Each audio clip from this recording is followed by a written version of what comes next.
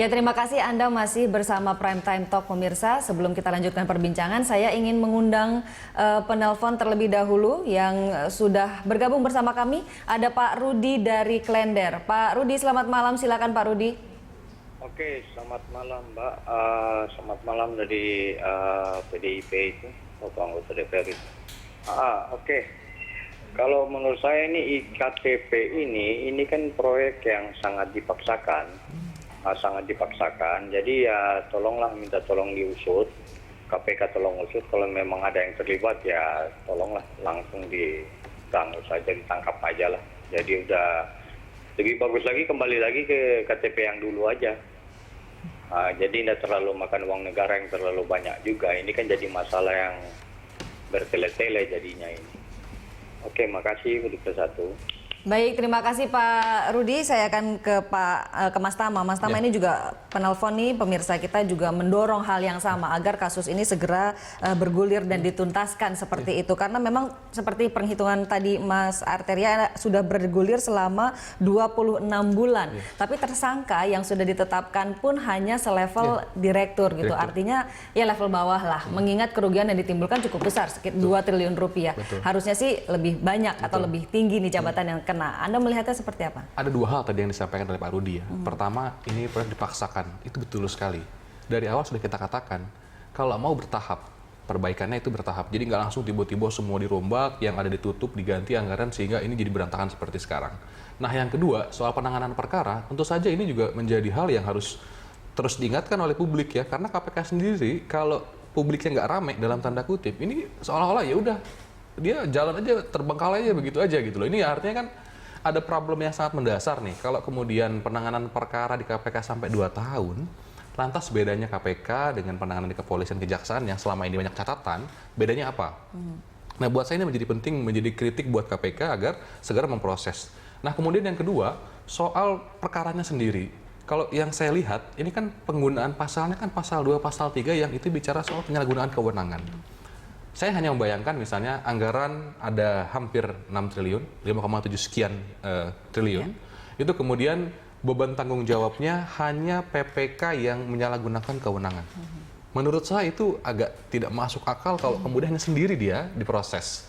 Maka dari itu harus diurut dari awal. Jadi pertama tentu karena ini korupsinya pengadaan barang dan jasa, dicek siapa yang bertanggung jawab dari pengadaan ini.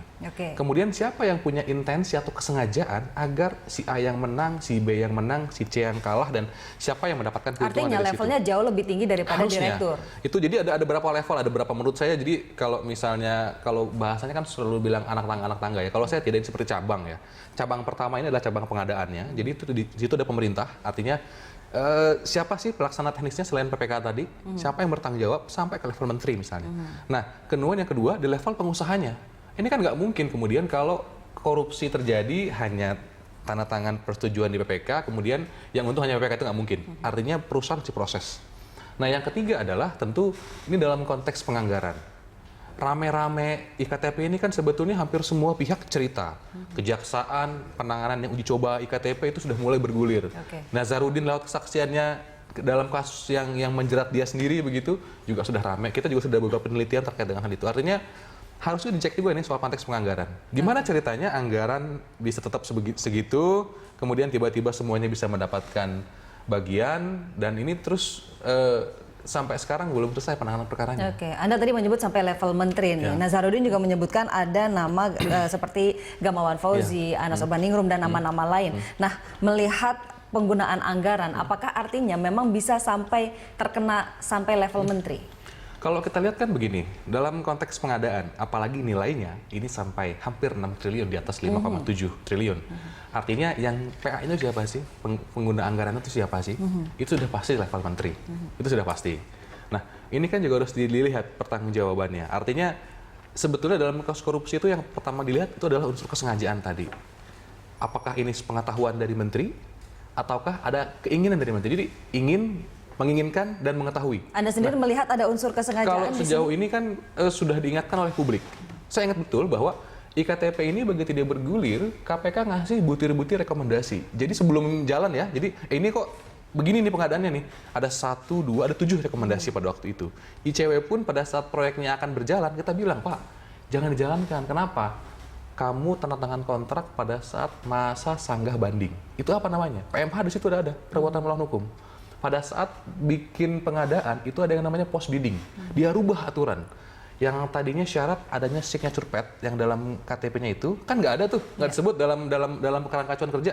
Tiba-tiba begitu lelang harus ada itu. Akhirnya ada yang nggak tahu gugur. Ini kan juga ngelanggar. Jadi dari mulai rentetan pengadaannya sebetulnya sudah banyak rekomendasi. Terakhir LKPP, Lembaga Kebijakan Pengadaan Barang dan Jasa, itu sudah bilang, ini ada 3 pelanggaran nih dalam pengadaan nih IKTP. Coba evaluasi dulu deh sebelum dipaksakan. Tapi kan enggak. Ya. Ini pihak dari kementerian seolah-olah, wah ini LKPP mau kecampur aja nih. Oh ini LSM nih, berisik nih. Nah, artinya kita sudah lakukan itu sebetulnya. Nanti kalau ditanyakan ya harus tanyakan kepada pihak menterinya. Oke, kita ke Pak Arteria. 250 miliar katanya ngalir ke DPR untuk menggolkan anggaran proyek IKTP ini. Komentar Anda seperti apa? Ya, pertama itu harus dibuktikan. Tapi sebelumnya saya ingin sampaikan tadi penelpon yang pertama tadi. Ya, kalau dikatakan dipaksakan, ini harus dibedakan antara kebijakan kita dengan implementasi di lapangan. Kalau kebijakan kita memang hingga saat ini kami masih berkeyakinan IKTP itu adalah salah satu solusi penyelesaian masalah kependudukan, ya, dan penyelesaian masalah kebangsaan ini. Bagaimana negara memotret warganya, ya. Nah, di situ kita katakan di proyeknya proyek yang vital. Saya ingin juga sampaikan ke Mas Tama, teman-teman KPK tuh pakai data dari IKTP.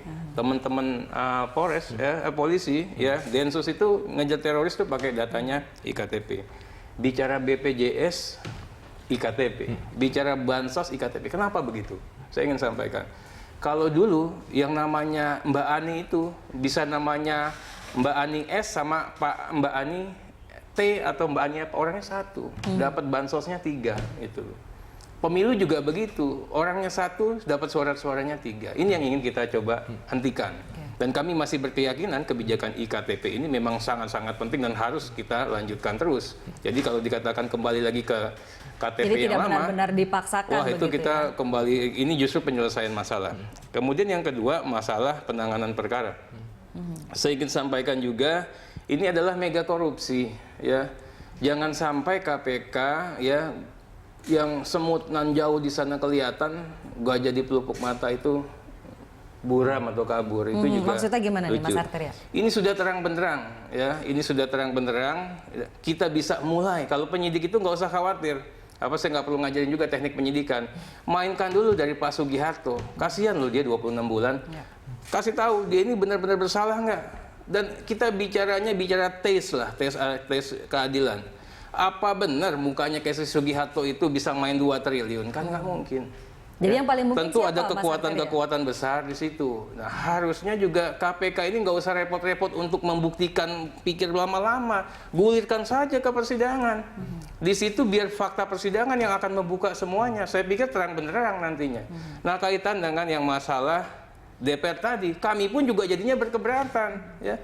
Saya nggak ngerti loh, saya udah hampir berapa tahun di DPR. Yang saya dapat cuma amplop coklat tuh, nggak ada yang lain. Ya. Amplop coklat isinya? Amplop coklatnya cuma gaji sah semua itu loh. Nggak ada tuh yang sampai miliar-miliaran atau ada apa-apa. Jadi juga jangan sampai nanti ada persepsi bahwa kami dalam mengambil kebijakan di DPR itu selalu bernuansa uang. Enggak, masih banyak juga orang yang baik. Maka yang saya katakan, Mas Tama tolong dibantu ini. Desak KPK untuk buktikan 250M untuk DPR itu ke orangnya siapa. Oke, ya, ini langsung tadi aja Anda mengatakan bahwa Pak Sugiharto ini nggak mungkin. Nah, yang mungkin itu siapa jadinya? Ya mungkin itu tadi kita kalau bicara dari konstruksi rezim hukum anggaran dan politik hukum anggaran, PPK itu adalah frontier, pihak yang berhadapan langsung ya dengan transaksi. Tapi yang namanya frontier ya pasti punya bohir nggak? Pasti punya pemimpin nggak? Pasti punya pengambil kebijakan nggak? Itu pasti ya. Dan titik tautnya juga sudah sangat jelas. Maksudnya menterinya? Harus dicek ya. Kenapa Pak Menteri seolah-olah nih, mohon maaf ya, kok KPK memberikan perlakuan yang khusus? Anak-anak buahnya dipanggilin terus sampai bosan. Menterinya panggilin lagi dong. Ya, Pak Gamawan Fauzi cerita dengan jelas. Wamenkeu dipanggil, Pak Gamawan sekarang dipanggil. Jangan pula nanti alasannya sakit. Kan kita repot ya. Pada saat penjabat gagah, tapi mau diperiksa KPK semua pada sakit. Termasuk Ada apa mantan ini? pimpinan Banggar. Iya, ya semualah kita ingin lakukan ya. kita ingin lakukan upaya korektif. Ya, DPR ini masih banyak orang bagus, jadi jangan kita juga tidak khawatir apabila kita dilakukan koreksi. Tapi kami juga tidak mau tersandra. Kami tidak mau tersandra dengan apa? Dengan adanya polemik seperti ini. Kalau memang ada anggota kami yang terlibat, silahkan proses, ya. Tapi jangan digulirkan isu yang begini terus. Letih kita dan kasihan. Kasihan nanti pengawasan DPR, padahal kita ngawasinya dengan baik, tapi nanti orang bilang, ah kamu yang ngawasin aja juga korupsi. Nah ini kan kasihan sekali. Jadi nama-nama yang sudah disebut begitu ada indikasi panggil langsung. Iya, ya. Periksa. Itu gunanya KPK. Kita nyiptakan KPK untuk menyelesaikan extraordinary crime. Ya, kejahatan-kejahatan serius berskala masif, sistematis dan terstruktur yang harus dikerjakan oleh mereka. Anggaran pun kita berikan dengan begitu besarnya dengan fasilitas yang berlimpah. Saatnya untuk melakukan penegakan hukum dan membuktikan bahwa KPK itu tidak hanya menangkap kancil-kancil, tapi menangkap yang kakap-kakap itu. Baik, pertanyaannya KPK berani atau tidak? Kita akan mendiskusikannya di segmen berikutnya. Kita akan kembali, pemirsa jangan kemana-mana, Prime Time Talk akan kembali.